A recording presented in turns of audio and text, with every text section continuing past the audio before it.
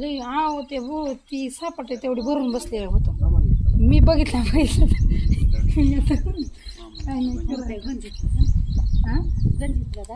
बाई गंजीतला नाही हो लई मोठं खायचं काहीतरी काय बारक आहे का आता मोठे मोठे तार दिले आकार बोलायचं मला फोन केला नाही निकीला बघितलं आणि बघितलं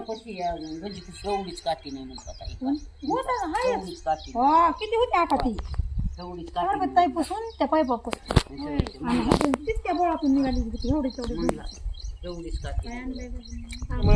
नाही नाग आहे रे तिथं नाग आहे मासा तीन बाऱ्या पडला तिकडे गड टाकला लाईट असली तर पाणी एकदा काढायचं का अजून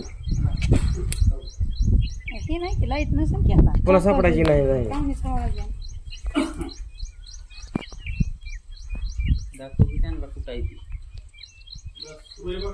मोबाईल टाकायचा खाली मग होय द्यायचा का मोबाईल खाली काय त्याला बांधा येऊन द्यायला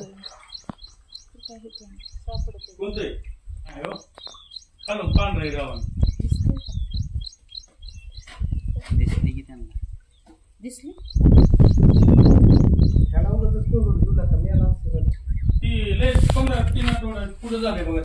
काय उंडून ठेवलंय त्या बाय नाग पाण्यात राहणारी जात आहे म्हणतो तो कोणती आहे काय म्हणता चावत होता का बरं ती अयो दिसतंय का पार आणायची का एका पार पुढं नाही वाटते जागा त्याला जायला होय रे पार आणायची का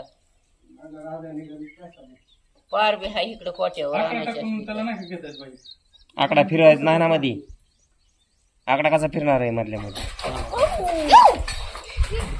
याला पाणी तिकडे पलीकडे पलीकडे टप्पा का आलं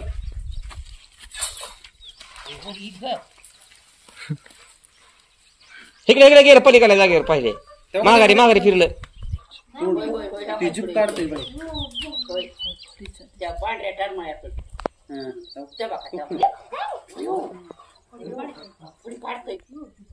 अरे पण शक्य नाही गाड्या सापडणं पण असं थोडं सहज मला तर काय वाटत नाही गेलं गाड्या हिचं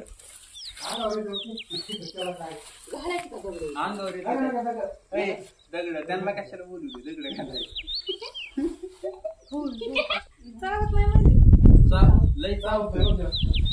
तेव्हा सांगित शिरल बघा फक्त ती उडी मारेल बघा अंगावर त्या बघा तेव्हा बघत आहे का माणसाकडे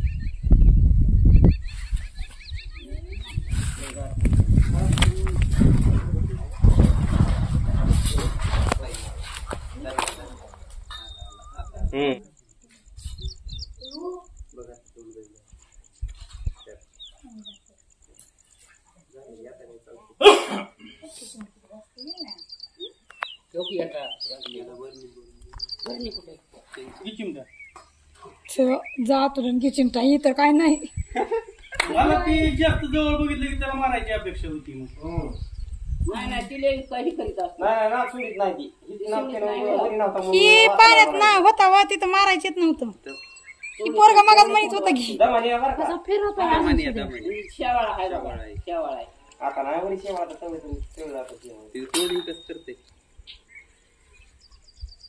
सोडू नका बरं का देवा तुम्ही हो का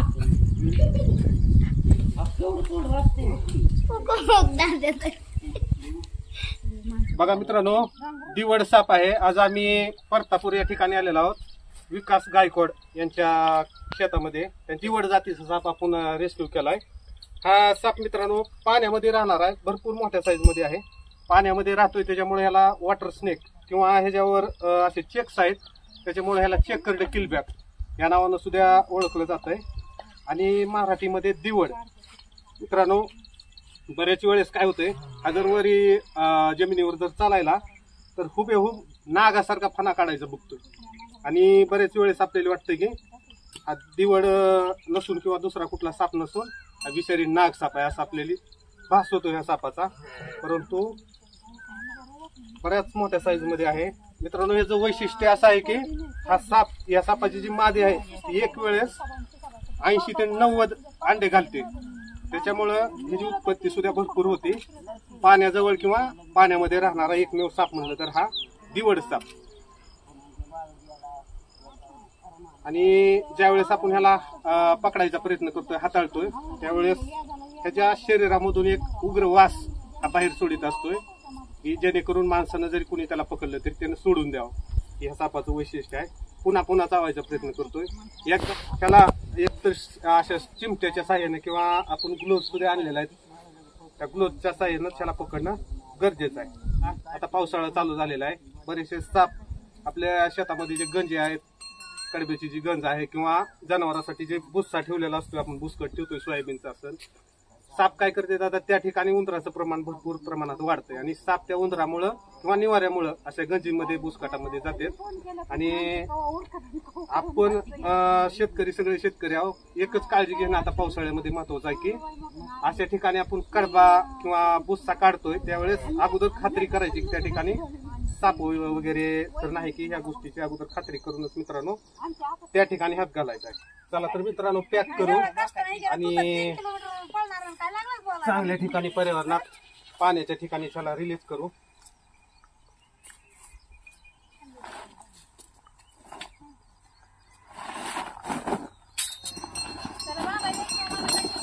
चांगलं बांधायची डाव घे डाव तेव्हा बांधायचं नाही का त्याला डाव मग आता हे चांगल्या एका ठिकाणी. तरी मित्रांनो आत्ताच विकास गायकवाड परतापूर या ठिकाणी त्यांच्या इथं पकडलेला हा एकदम मोठ्या साईज मध्ये असणारा दिवड साप, ज्याला चेकर्ड किलबॅक किंवा वॉटर स्नेक या नावाने ओळखतो. मित्रांनो अतिशय रागीट साप आहे, कारण की पुन्हा पुन्हा चावायचं बघतोय. असा विषारी नाही, पूर्ण बिगर विषारी साप आहे, परंतु चावतोय भरपूर. चावण्यामध्ये भरपूर असा माहेर साप आहे आणि एवढ्या मोठ्या साईज मध्ये असे दिवड साप एक थोड्या प्रमाणात पाहायला मिळतात. चला तर मित्रांनो जास्त वेळ न घेता आता पावसाळा चालू झालाय. आपण या ठिकाणी पुढं खड्ड्यामध्ये सुद्धा पाणी आहे, अशा ठिकाणी आपण याला रिलीज करू.